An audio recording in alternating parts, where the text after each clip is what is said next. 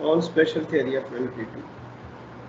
So before going to study about special theory of relativity, we must know that about tensors, what are the tensor quantities, why we need them. So the basic definition of tensor is generally invariant quantities are called tensor.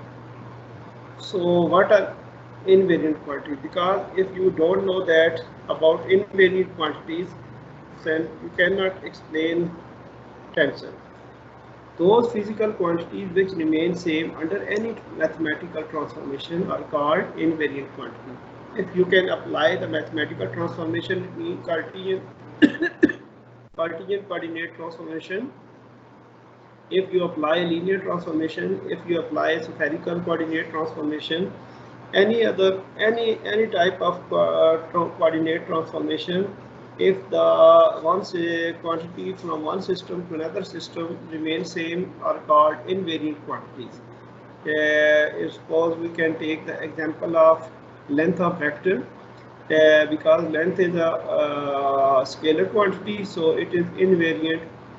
So remain under any transformation, you can get the same quantity. Suppose two functions phi of x and phi dash of x dash are said to be defined and invariant if they are reducible to each other by a coordinate transformation.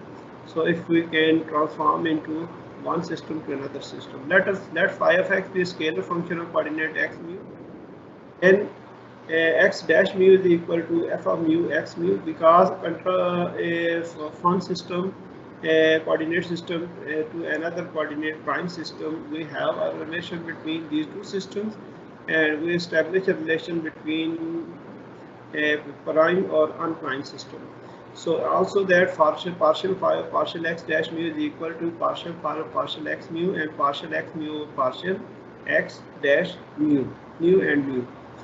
So a scalar coordinate transformation, magnitude 2D vector is a scalar, so it is an invariant coordinate transformation. A vector is also an invariant quantity. The point is that quantity being transformed is not vector but its components, because when you are going to transform a vector from one system to another system, under any transformation, maybe Cartesian, maybe any coordinate transformation, the rotation of say axis, maybe translation of axis.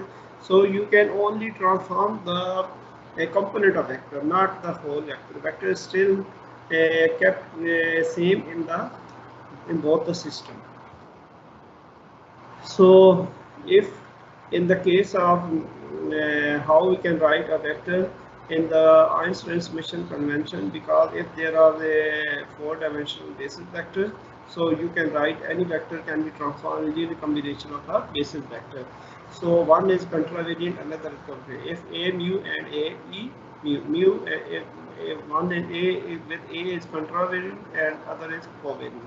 So because one is subscript, another is superscript, so these are, we say that summation convention exists here.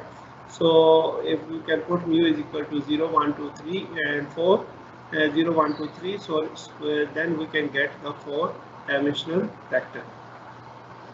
Similarly, if one vector is equal to another vector, maybe in prime system and another is without prime system, then we say that vectors are invariant.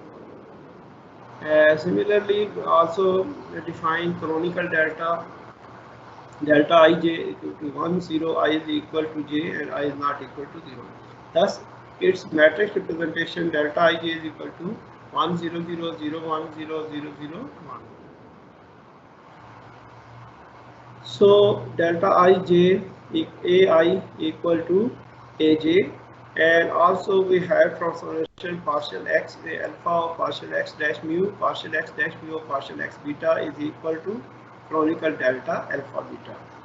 So where delta alpha beta is a canonical delta, hence if one coordinates consider the expression partial x alpha or partial x dash mu as a matrix, then partial x dash mu or partial x beta is inverse matrix. The Jacobian of transformation consequently satisfy the relation this.